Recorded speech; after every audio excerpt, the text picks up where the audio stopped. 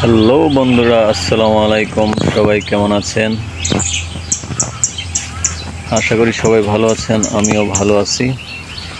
আপনাদেরকে আবার আরও একটি নতুন ব্লগে স্বাগতম। আজকে আসছি ঘুরতে একটা জায়গাটি অনেক সুন্দর, আশা করি ভালো লাগবে। প্লাস এখান থেকে বাজারে যাব, বাজার থেকে কিছু কেনাকাটা করব, তারপরে আবার দেন ব্যাক করব। আশা করি ভিডিওটি সবাই দেখবেন। ধন্যবাদ। আমরা প্রথমে এসেছি একটা আম বাগানে এখন আম নেই, খালি। সব কিছু দেখতে পাচ্ছেন খালি করে আছে। আমের সিজন শেষ। আমের পরিচর্যার জন্য চারিপাশ পরিষ্কার করে দিয়েছে। পরিষ্কার করার ফলে এখন খুব সুন্দর লাগছে। আম গাছগুলো একদম দাঁড়িয়ে আছে। আম বাগানের পাশেই আপনার আছে একটা সুন্দর পুকুরে মাছ চাষ করা হয়। অনেক সুন্দর পুকুর। এখানকার পুকুরের ভিউটা অনেক সুন্দর। চারদিক দিয়ে নেট দিয়ে রেখেছে। নেট যেন কোনো পাখি না বসতে পারে, পাখি বসলেও যেন মাছ না খেতে পারে। ভিউটা অনেক সুন্দর, দেখার মতো ভিউ। এরকম সুন্দর জায়গা খুব ভালো লাগলো দেখে। পুকুরের মধ্যে পানি, তার মধ্যে অনেক পাখি এসে বসে। পাখি আপনার পানকড়ি, যেটাকে বলে পানকড়ি, আটকানোর জন্য মূলত এই জালের মধ্যে এটা দেওয়া, যেন মাছ না খেতে পারে। এখান থেকে আমরা এখন রাস্তা ধরে চলে যাব বাজারের দিকে। বাজারের কিছু অংশ আপনাদের দেখাবো। আমরা চলে আসছি বাজারে। 60 টাকা, এটা 50 টাকা। একদম গ্যারেজ একটা ফোকার হয় টাকা ফেরত। একটা ফোকার হয় টাকা ফেরত। কি আম এটা? রাঙ্গো, থানসি রাঙ্গো। এখানে তো কেউ কোথায় নাই। এটার কোনো আম নাই। থানসি আমার কারণ সবাই খালি কয় যে এটার উপরে কোনো আম নাই। এটা না থানসি আমার লাস্ট আছে। লাস্ট আপনি সিম্বুক কিংবা এখানে সোসাইটি কোনো আম নেই। এটা তো আবার গন্ধ আসবে না? ওই বার্মিস আমের মতো। কি খালি খেয়ে নেবেন যে বার্মিস আমের মতো ইয়ে হবে কিন্তু। নেব কম নাই, কম হবে না? এটা 50 টাকা একদম। বাজারের দিন আসবে। আমরা আম কেনার জন্য অনেক দামাদামি করলাম, কিন্তু আম কিনতে পারলাম না। দামাদামি পছন্দ না হওয়ার কারণে। তারপর আমরা ঘুরে দেখতেছিলাম বাজারে দেখতেছিলাম অনেক কিছুই, সব কিছুই তরকারি, সবজি, মশলা সব কিছুই বাজারের মধ্যে উঠেছে। তারপর আমরা হাঁটতেছিলাম। মেইন উদ্দেশ্য হচ্ছে বাজারটা ঘুরে দেখতেছিলাম বাজার, প্লাস হাঁটতেছিলাম। দেখতে পাচ্ছেন শুটকি মাছ অনেক টেস্টফুল একটা খাবার। তারপর আসলাম মুদি দোকান থেকে। তারপর এখানে স্যান্ডেলের দোকান। তারপর এখানে কলা, কাঁঠাল, আনারস। কলা জিজ্ঞাসা করলাম, কলা এটা তরকারি খাওয়ার জন্য। আনারস জিজ্ঞেস করলাম, আনারস একটা আপনার 35 টাকা করে চাইলো। আমরা দাম জিজ্ঞেস করলাম, এমনি কেনা হয়নি। তারপরে দেখতে আমরা বাজার থেকে চলে আসতেছিলাম। এখানে মুরগির দোকান, যাদের লাগবে আপনারা এখান থেকে নিতে পারেন, আমাদের লাগবে না, তাই চলে আসলাম। আর তারপরে রাস্তা ধরে অনেক বৃষ্টি হয়েছে। বৃষ্টির কারণে আসলে আমরা তেমন কিছু করতে পারিনি বাজারের মধ্যে। তারপর এখানে মাছের হাট, এখানে মাছ বিক্রি হচ্ছে। মাছ, তরকারি সব কিছু এই বাজারে পাওয়া যায়।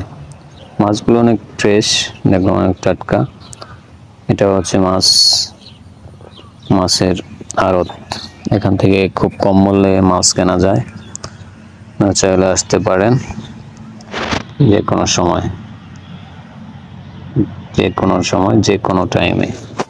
এখানে সারাদিন বিক্রি হয়, তো রাত 8টা-9টা পর্যন্ত একদম সব কিছুই পাওয়া যায়। তারপরে আমরা হাঁটতেছিলাম, হাঁটতে হাঁটতে বাজারের ভিউটা দেখতেছিলাম।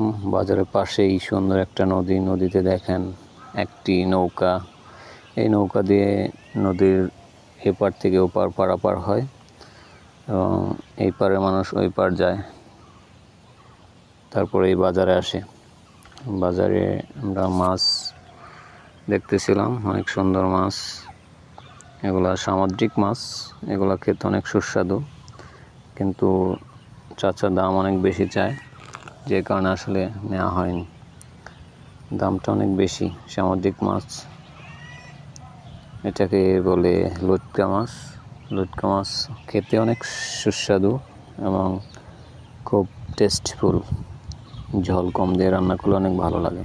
এই দেখেন পাশেই নদী, নদী বয়ে যাচ্ছে, অনেক স্রোত, অনেক বৃষ্টি হওয়ার কারণে নদীতে অনেক স্রোতের কারণে একটু সমস্যার মধ্যে পড়তে হচ্ছে নদীর এপার থেকে যারা এই পার আসতেছে। তারপর আমরা হাঁটতেছিলাম, হাঁটতে হাঁটতে আমরা আমাদের বাড়ির উদ্দেশ্যে রওনা করি হেঁটে হেঁটেই। তারপর বাজারের সামনে আমরা গেলে দেখতে পারবো ওখানে আপনার কিছু কামার আছে, তারা আপনার নতুন পুরাতন জিনিস, এখানে আবার অনেক বাইক রাখা আছে, আবার পেঁপে গাছ অনেক সুন্দর।